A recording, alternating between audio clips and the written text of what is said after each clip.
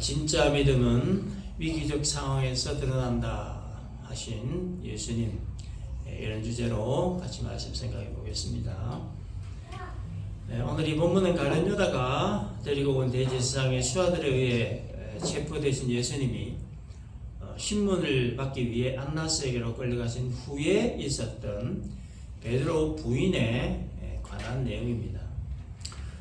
베드로와 또 다른 제자 한 명이 예수님의 뒤를 따랐다라고 하는데 예수님의 신변이 궁금해서 따라갔겠죠. 그런데 예수님을 따라갔던 제자에 대해 15절을 보니까 베드로와 또 다른 제자 한 사람 이렇게 기록되어 있는데, 또 다른 제자 한 사람은 요한복음을 기록한 사도 요한으로 보고 있습니다.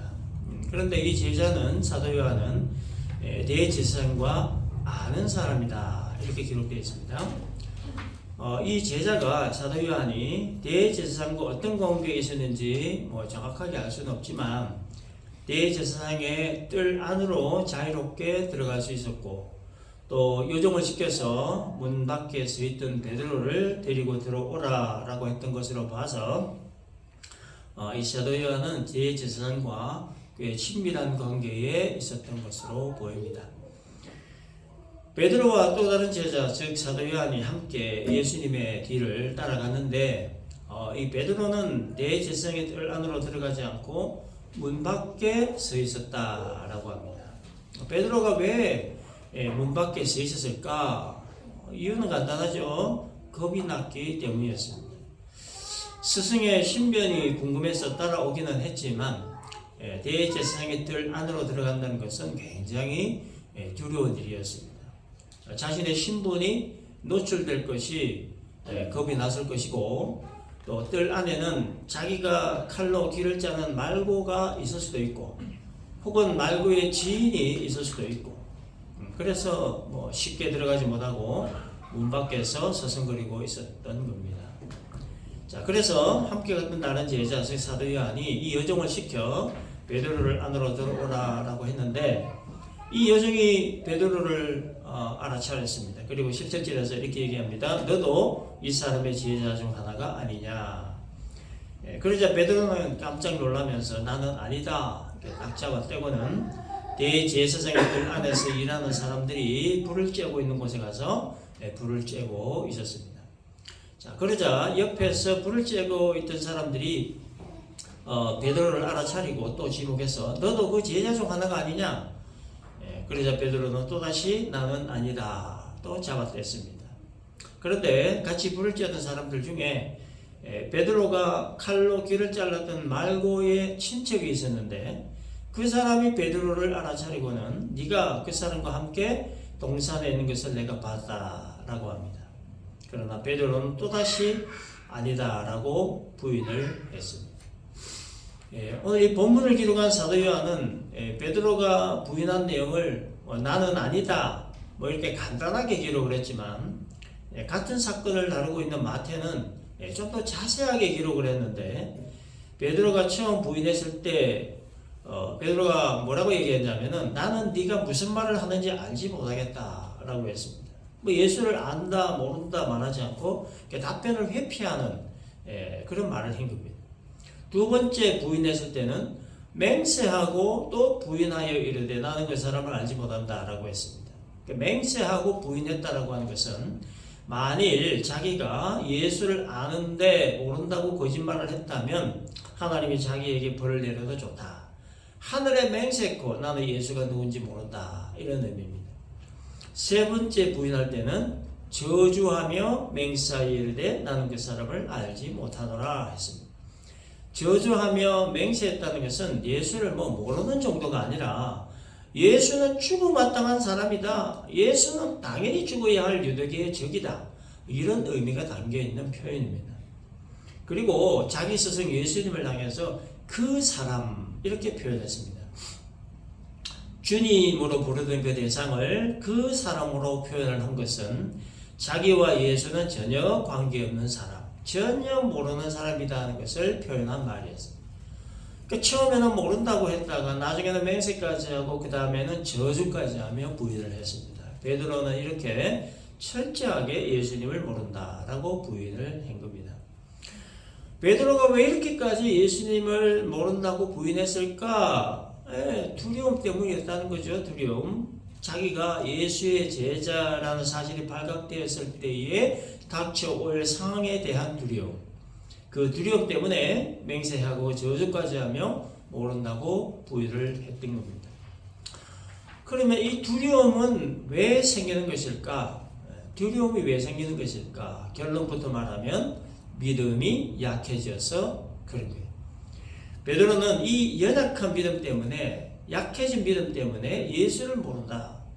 두려움 때문에 그렇게 부인을 한 겁니다. 그래서 이 두려움과 믿음은 아주 밀접한 관계에 있는 겁니다. 그래서 믿음이 약해지면 두려움이 생기고, 두려움이 생겼다는 것은 믿음이 약해졌다는 것을 증거가 된다는 거예요. 히브리서 11장을 보면은 믿음이란 무엇인가에 대한 정의와 그 예를 들고 있는데, 1절에 보면, 히브리서 11장 1절에 보면 믿음은 바라는 것들의 실상이요 보이지 않는 것들의 증거다라고 기록되어 있습니다. 그러니까 믿음을 두 가지로 정의하고 있습니다. 하나는 바라는 것들의 실상, 그리고 다른 하나는 보이지 않는 것들의 증거. 바라는 것들의 실상이라고 하는 것은 눈에 보이지 않지만 실제 존재한다는 것을 믿는 것을 말하는 거예요. 맹인은 그림을 볼 수 없지만 볼 수 없다고 해서 그림이 존재하지 않는 것은 아니죠. 보이지 않지만 그림을 하나의 실상으로 존재한다는 것을 믿는 것, 이게 믿음이라는 거예요. 하나님이 눈에 보이지 않지만 그러나 실제 존재하는 분으로 믿는 게 이게 믿음이라는 겁니다. 존재하지 않는 분을 믿는 게 믿음이 아니에요. 이거는 허상이죠. 그러니까 실제 존재하는 분을 존재하는 분으로 믿는 거, 이게 믿음이다 하는 겁니다. 또한 이 믿음이 보이지 않는 것들의 증거다 하는 것은요, 보이지 않는 것들이 존재하고 있다는 사실을 증명하는 증거물이 바로 믿음이다 하는 걸 말하는 거예요. 맹인의 눈에 그림이 보이지 않지만 그림이 존재한다는 사실을 맹인으로 하여금 증명해 주는 것, 그게 믿음이라고 하는 거예요. 따라서 이 믿음이라고 하는 것은 없는 것을 믿는 것이 아니라 있는 것을 믿는 것이 믿음이라는 거예요. 없는 것, 존재하지 않는 것, 그걸 믿는 게 아니라는 거예요. 분명하게 있는 것, 확실하게 존재하는 걸 믿는 것, 이게 믿음이라는 거예요.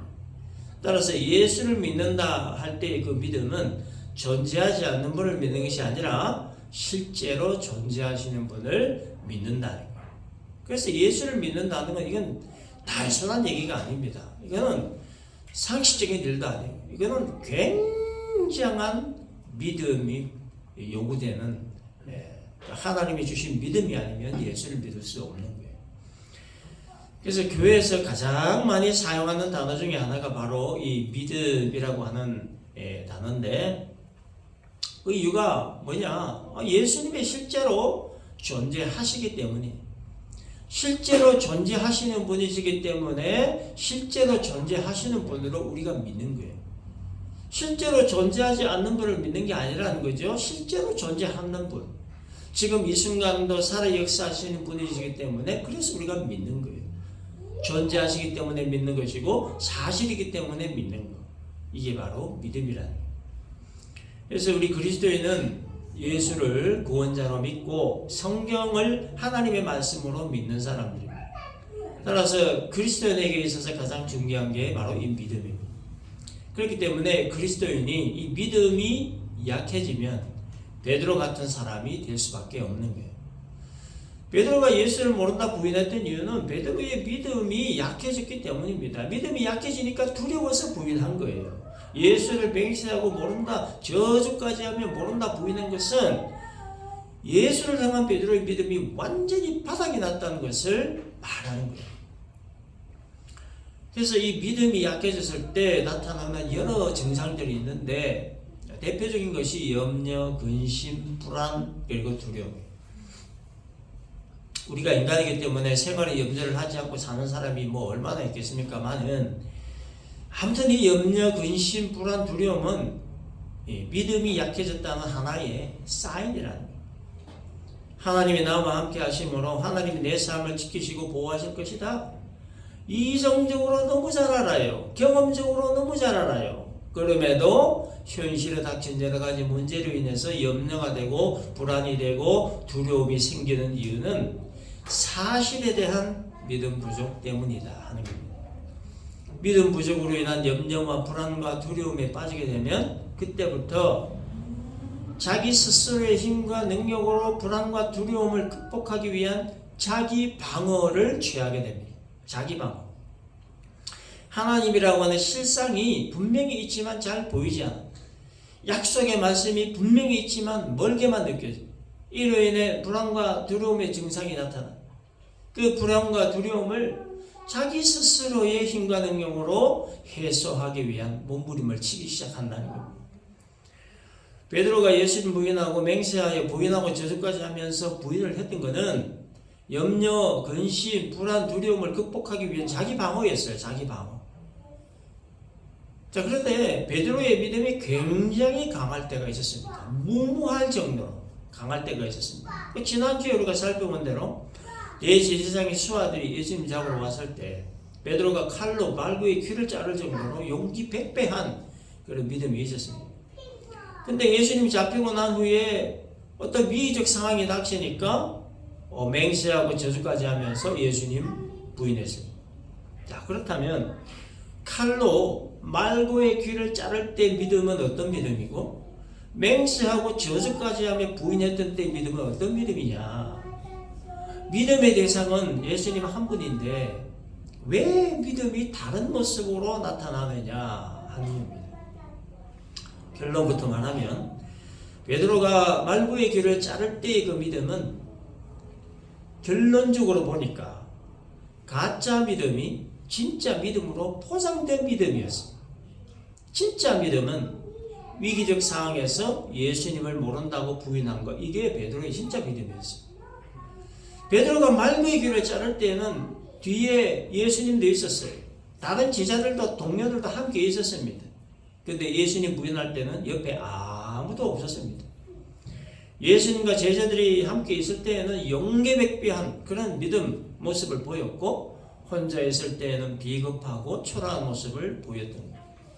이게 뭘 의미하는 거냐 하면은 진짜 믿음과 가짜 믿음은 위기적 상황이 닥쳤을 때 분명하게 드러난다 하는 것을 말하는 거예요.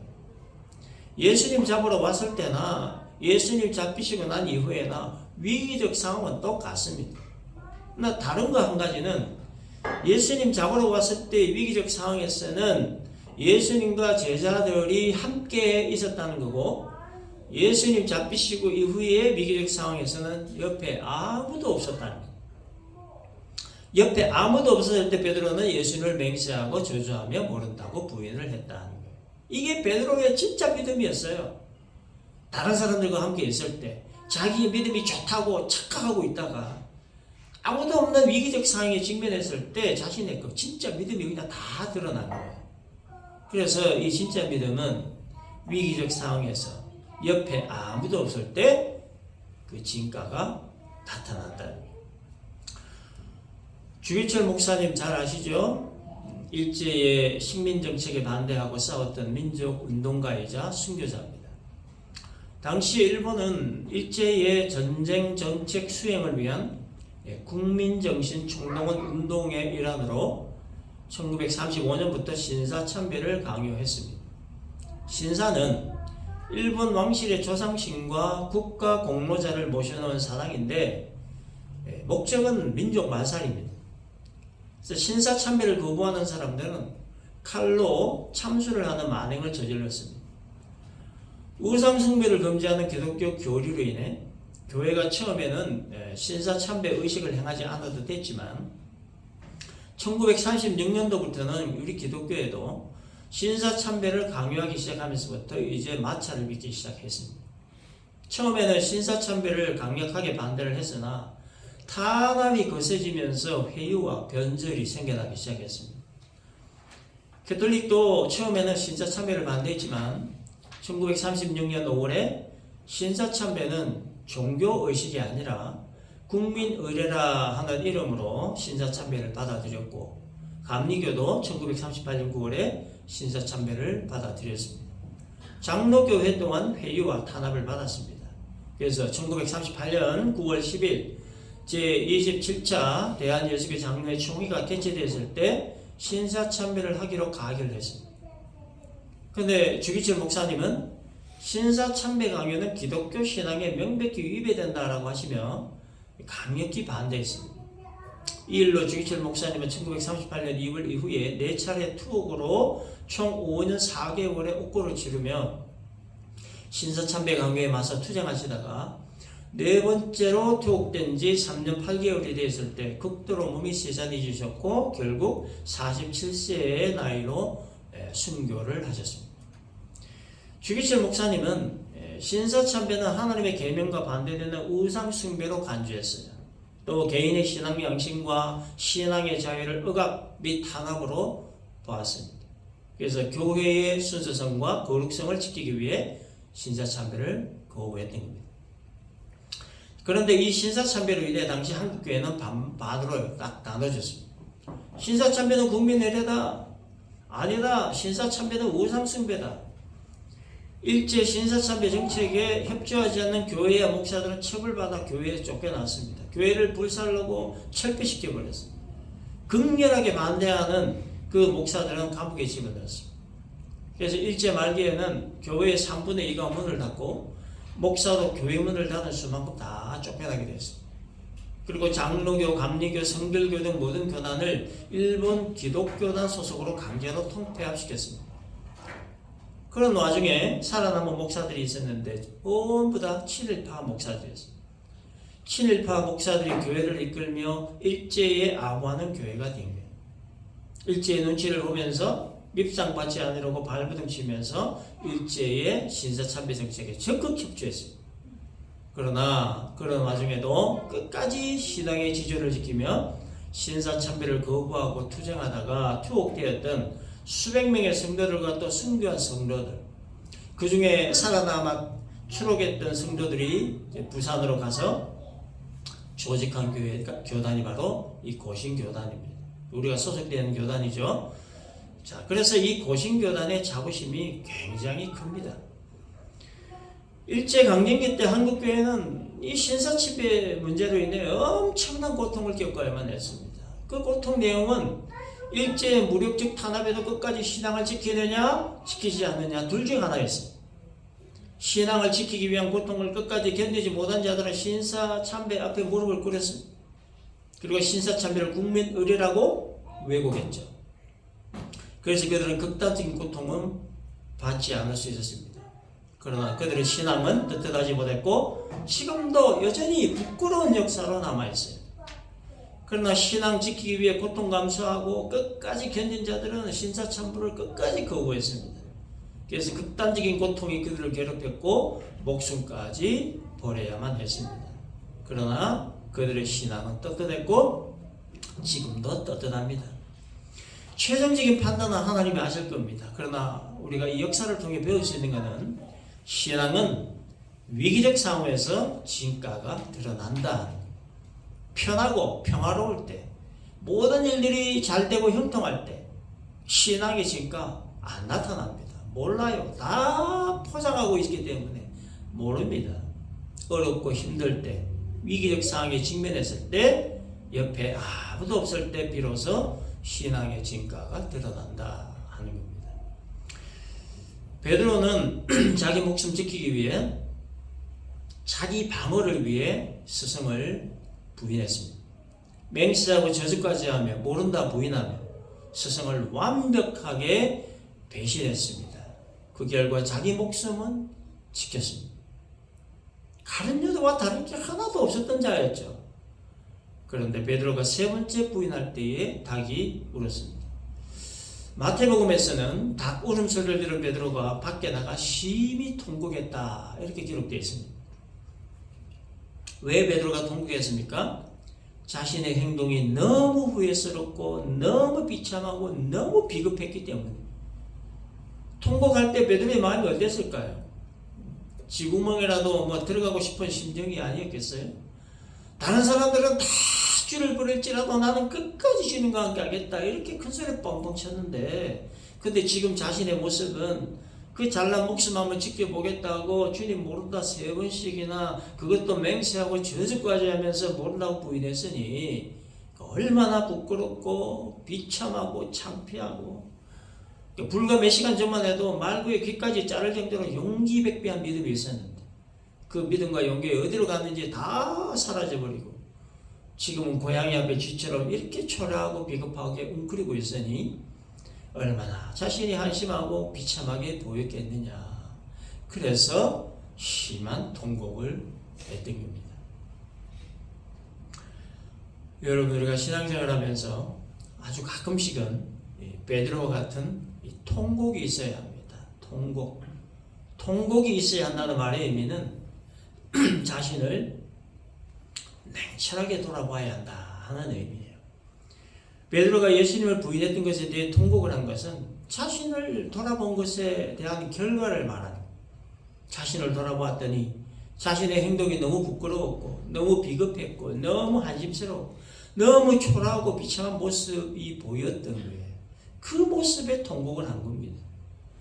그래서 우리도 가끔씩 혹 내가 예수님 부인하며 살고 있지는 않은가? 이걸 돌아볼 필요가 있다는 거예요. 예수님을 부인한다는 것은 내 말로 예수님 부인한 이 말로 하는 게 아니고 예수님과 관계없이 사는 걸 예수님 부인하는 거예요. 베드로같이 예수님 모른다라고 입으로 직접 말하지 않아도 예수님과 관계없는 사람처럼 사는 게 이게 바로 예수님 부인하는 삶이에요. 그래서 예수님과 관계없는 삶이 뭐냐?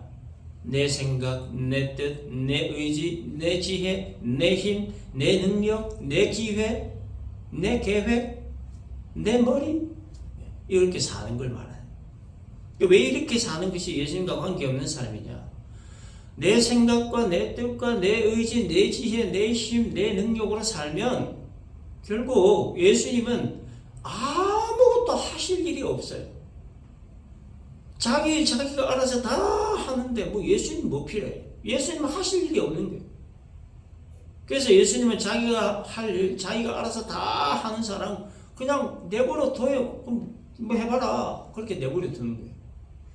수고하고 무거운 짐을 다 내게로 가져오라 이렇게 말씀하셨는데도 내 힘과 내 능력과 의지로 그 무거운 짐을 내가 스스로 짊어지고 가고자 한다면 그냥 그렇게 해보라고 내버려 두시는 거예요. 아무것도 염려하지 말고 기도와 간구로 구할 걸 감사함으로 하나님께 아뢰라 말씀하셨는데도 기도하지 않고 간구하지 않고 자기 힘, 능력, 의지로 하고자 한다면 그냥 그렇게 해보라 하시는 거예요. 자기 힘과 능력과 의지로 해보고 싶은 데까지 해보라고 그냥 내버려 두시는 거예요. 언제까지 내버려 두시느냐? 언제까지? 자기 힘 다 빠지고 자기 능력 다 빠지고 코너에 몰려서 무기력한 상태가 될 때까지 내버려 두셔야 해요. 자신의 무능력과 무기력과 연약함과 한계를 깨닫고 그래서 하나님의 도움이 절실하다는 것을 깨닫고 그래서 하나님의 도움을 구하고 하나님의 은혜를 구하고 하나님의 능력과 힘을 구할 때까지 내버려 두시는 거예요. 그리고 하나님의 도움의 손길을 구할 때 하나님의 그 손을 잡아주시는 겁니다. 그러므로 나 자신을 가끔씩 돌아봐야 하는 것은 통곡해야 할 것은 하나님 없이 내 힘과 능력으로 살아가려고 몸부림치고 있지는 않은가? 하나님 없이 내 생각과 내 뜻대로 살아가려고 몸부림치고 있지는 않은가? 하나님 없이 내 지혜와 내 경험으로 살아가려고 몸부림치고 있지는 않은가? 이런 것들에 대해 가끔씩 자신을 돌아봐야 한다는 거예요. 심한 통곡 후에 베드로는 오순절날 임하신 성령 받고 삶이 180도 바뀌었습니다. 더 이상 미래에 대한 염려할 것도 없었고 두려워할 것도 없었습니다. 사도행전 4장에 보면 베드로와 요한이 솔로몬 행각에서 복음 전하고 있을 때 제사장들과 성전 맡은 자와 사두개인들이 베드로와 요한을 잡아다 구금을 했습니다. 이튿날 관리들과 장로들과 서기관들이 모여서 베드로와 요한을 신문했습니다. 대제사장 안나스와 가야바를 비롯한 대제사장의 문중이 다 참여한 큰 재판이었습니다. 자기들 손으로 죽인 예수, 그리고 그 예수를 따르는 제자들이 그 예수의 말을 전하고, 특히 자기들이 죽였던 예수가 다시 살아났다는 이 부활에 관한 말을 전하고, 또 나면서부터 걷지 못하는 사람을 고치고, 그로 인해 많은 사람들이 예수를 믿고, 그렇게 군중들이 마음에 동요되는 것을 가만둘 수가 없었던 거예요. 그래서 얘들은 더 이상 복음을 전하지 못하도록 하기 위해 구금을 하고 신문을 한 거예요. 그리고 이런 말을 했습니다. 앞으로 예수의 이름으로 말하지도 말고 가르치지도 말라. 아주 엄포를 놨죠. 그러나 그때 베드로는 역사에 남을 아주 유명한 말을 했습니다. 하나님 앞에서 너희의 말을 듣는 것이 하나님 말씀 듣는 것보다 옳은가 판단하라. 우리는 보고 들은 것을 말하지 아니할 수 없다. 베드로가 했던 이 말은 당시 목숨 건 말이었어요. 대제사장을 비롯한 문중이 다 참여한 큰 재판 자리에서 감히 이런 말을 하는 것은 그는 목숨을 바칠 일사각오의 정신으로 했던 말이었어요.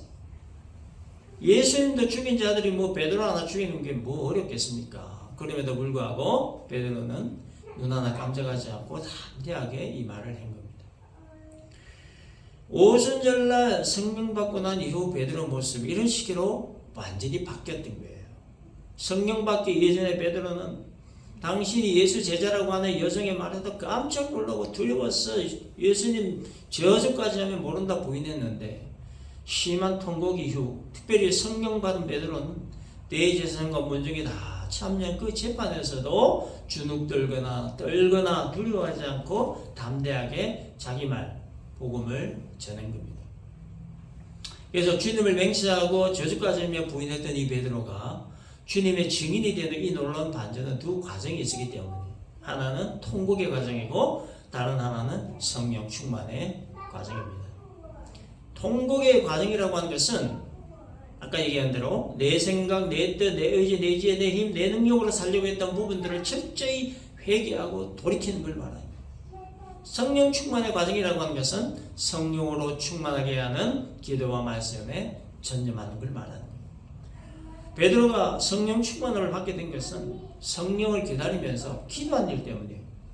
마가의 다락방에 모여있던 120여 명의 성도들이 했던 일은 다른 거 없었어요. 그냥 기도하는 것밖에 없었습니다.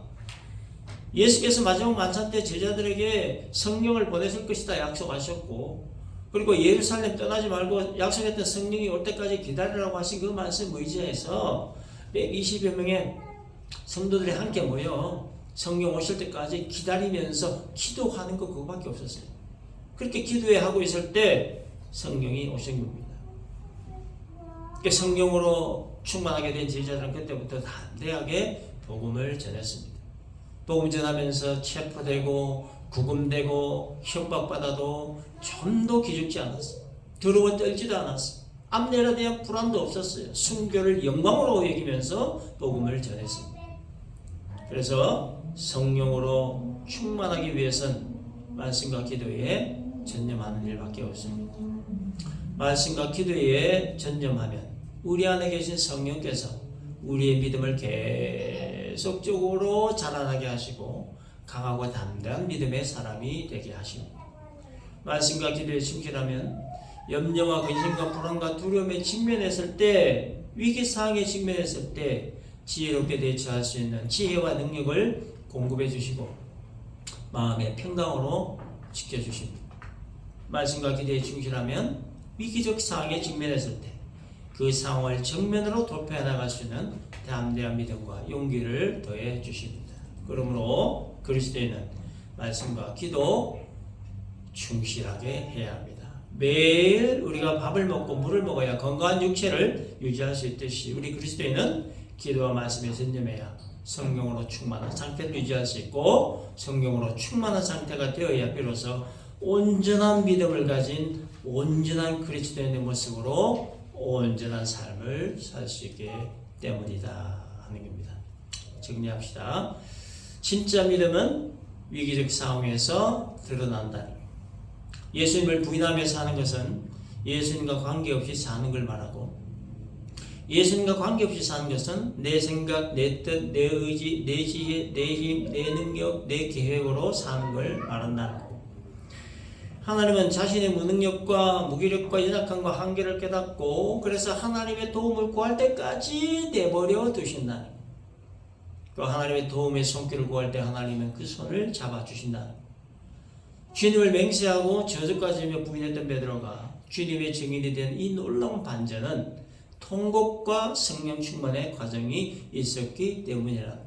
오늘 말씀 우리가 잘 기억을 하고 우리 모두가 말씀과 기도를 통해 성령으로 충만한 믿음 좋은 그리스도인 되기를 주님의 이름으로 축원합니다. 기도합시다.